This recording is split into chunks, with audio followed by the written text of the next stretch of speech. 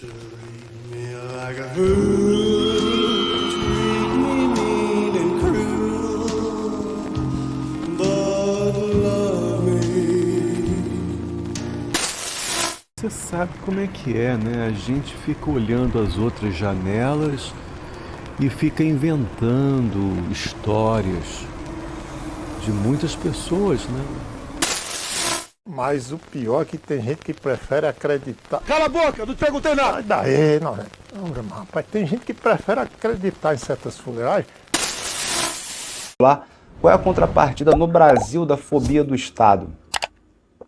A contrapartida no Brasil da fobia do Estado, que é um tema sociológico, é um tema filosófico, é um tema histórico, historiográfico, é um tema econômico, né?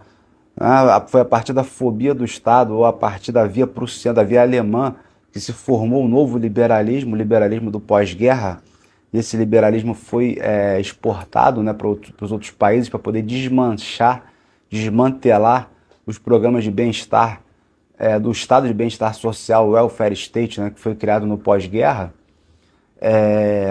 Essa fobia do Estado ela chega no Brasil através da Escola Paulista de Sociologia, Francisco Verfort, Ottaviani, né, Roberto Schwartz, Fernando Henrique, que vão partir do princípio do seguinte: o nacionalista, né, ou o nacionalismo brasileiro, ou seja, o populista, ele é incapaz, né? Ele é um ingênuo, incapaz, ele não tem ilustração, não tem capacidade técnica, teórica suficiente para poder modernizar o país, até porque ele é nacional, ele não é internacional. E enquanto os comunistas, que têm um certo componente internacional ou internacionalista, também não tem os pressupostos marxistas suficientes para poder operar, ou apoio popular suficiente para poder operar essa revolução.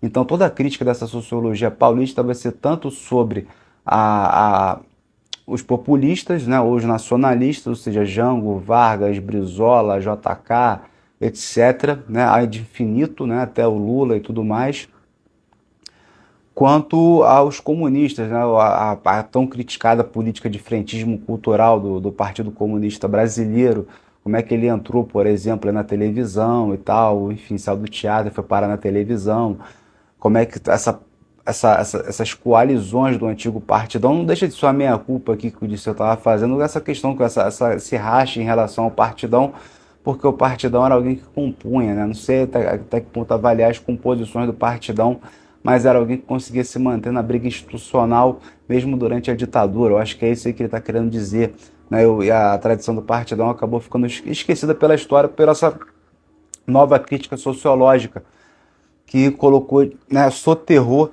a herança varguista, a herança trabalhista. É curioso colocar, né, como essa crítica coloca, os movimentos populares como movimentos dirigidos pelo alto, ou pela intelectualidade, ou pela classe política, porque você tem a CGT, você tem a CONTAG, você tem a revolta do pessoal da Marinha, da Aeronáutica, as revoltas militares que tem antes do golpe, quando você tem um país fervendo.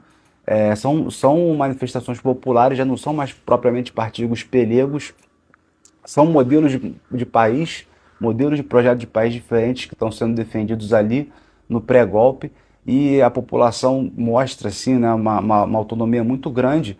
E aí o que acontece? O Brizola ganha em 61, a campanha da legalidade do Brizola ganha em 61, dizendo: não, olha só, é um golpismo, isso aí é ilegal, né, o que estão querendo fazer com o Jango,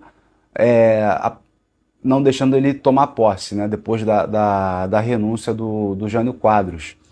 E aí bota a pecha, né, de legalista ou de golpista na direita.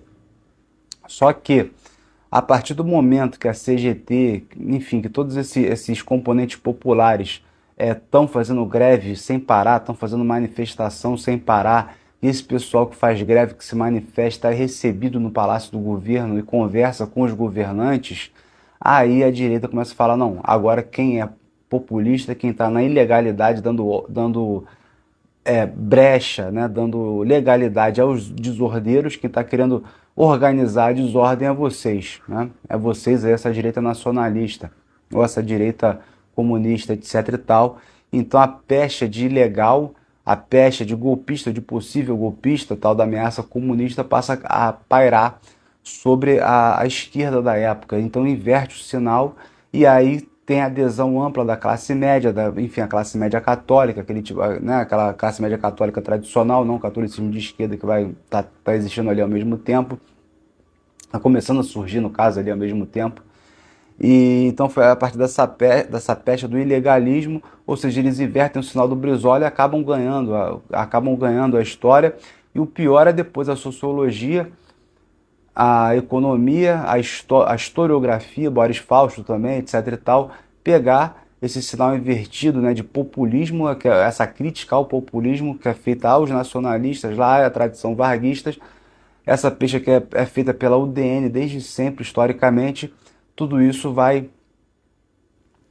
ser colocado no colo da antiga esquerda, e isso acaba produzindo um apagamento histórico, né, do que foi essa antiga esquerda, tanto em termos de comunismo ou em termos de nacionalismo, e o que eles estão buscando também é a produção de uma terceira via.